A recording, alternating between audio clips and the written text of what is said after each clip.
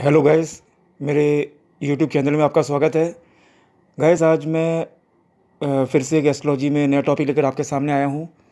आज मैं आपको ये बताना चाहूँगा कि किस प्रकार महादशाएं अपना प्रभाव एक व्यक्ति के जीवन में छोड़कर जाती है। गाइस, आज हम बॉलीवुड के सबसे बड़े सेलिब्रिटी अरबाज खान की महादशा के बारे में चर्चा करेंगे और जानेंगे कि ऐसा क्या महादशा इस सेलिब्रिटी का चल रहा था जो कि उसको इतनी बड़ी समस्या में इन्वॉल्व होना पड़ा, और वो भी अचानक।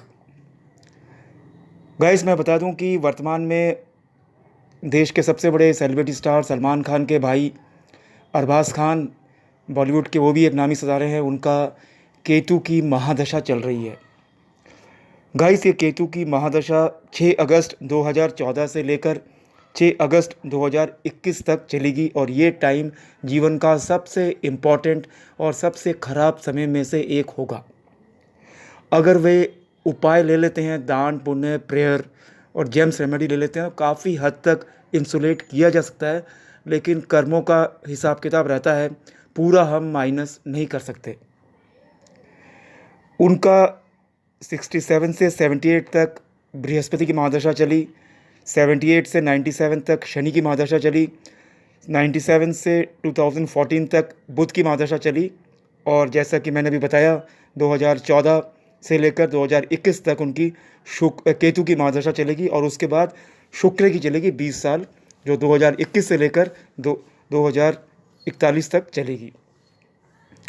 ये केतु की महादशा ही है जिसने हमारे सेलिब्रिटी स्टार अरबाज खान को आईपीएल स्कैंडल में इन्वॉल्व कर दिया। पर्सनल लाइफ में इतना टर्मोइल से उनको जाना पड़ा। कोई भी व्यक्ति, इसका केतु की महादशा चलेगी और केतु कुंडली में वेल प्लेस्ड अगर नहीं है तो वो उसको बहुत परेशान करेगा। मैं आपको बता दूं गाइस, उनका लग्न है तुला यानी कि लिब्रा, जिस पर केतु एंड मार्स एक साथ बैठे हुए हैं, और ये कॉम्बिनेशन लगने के ऊपर व्यक्ति को कितना परेशान कर सकता है, आप एक साधारण सा एस्ट्रोलॉजी जानने वाला समझ सकता है। केतु और मंगल उनके लग्न में बैठकर उनके 7वें घर यानी कि पार्टनरशिप का, यानी कि फ्रेंडशिप का, यानी कि मैरिज के हाउस जिस पर राहु बैठा है उसको देख रहा है, वो भी उसका स्वामी मेष राशि यानी कि मंगल। ये बड़ा ही एक्सप्लोसिव सिचुएशन है। ये बड़ा ही एस्ट्रोलॉजिकली अगर आप देखें, भृगु संहिता को देखें, चिंतामणि, चमत्कार, सारे टेक्स्ट में यही लिखा है। इस दौरान व्यक्ति को कई लिटिगेशंस, कोर्ट केसेस, डिफेम होकर जाना पड़ता है।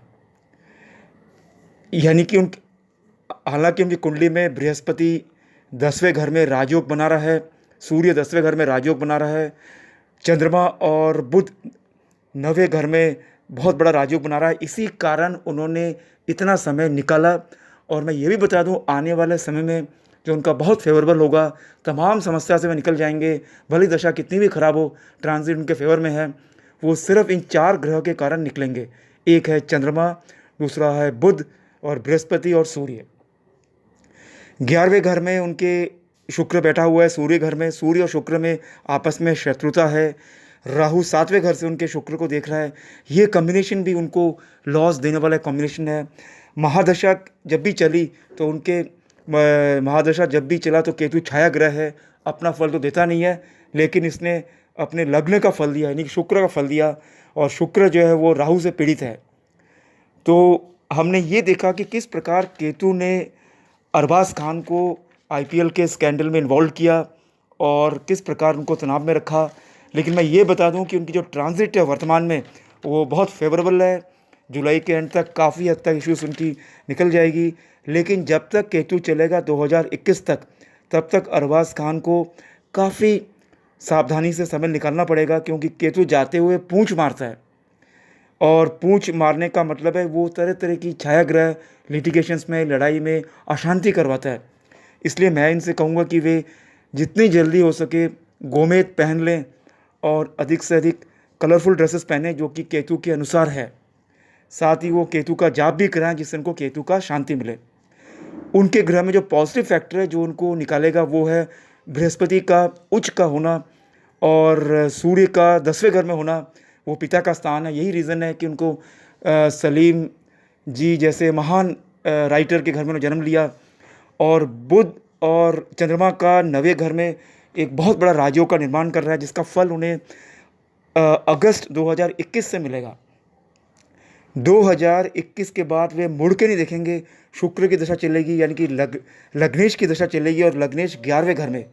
जीवन का सर्वोत्तम समय शुक्र की दशा में होगा, और वो शुरू होगा 6 अगस्त 2021 से। यानी कि ये समय जो चलेगा लगभग 2019 के एंड तक बहुत टफ चलेगा। हालांकि तमाम समस्या से वे निकल जाएंगे। हम ये देख रहे हैं, दशा का फल देख रहे हैं कि केतु ने अपनी दशा में 2014 आते ही उनको इन्वॉल्व किया, उनको पारिवारिक जीवन से अलग किया, उनको सट्टा में इन्वॉल्व किया, और इतनी बड़ी मिस पब्लिसिटी दी। तमाम इश्यूज से वे निकल जाएंगे केतु के एंडिंग फेज में। थैंक यू गाइस, मेरे चैनल को देखते रहिएगा। एक और एस्ट्रोलॉजिकल एनालिसिस लेकर आपके आऊँगा। आज मैंने ये बताया कि अगर आपके जीवन में भी महादशाएं आती है तो बहुत बड़ा ट्रांसफॉर्मेशन होता है, और केतु की आना तो अपने आप में एक बहुत बड़ा मतलब रखता है, क्योंकि ये मोक्ष कारक है। ये व्यक्ति को बिल्कुल ही हिला के रख देता है, बिल्कुल चेंज कर देता है। धन्यवाद दोस्तों, थैंक यू।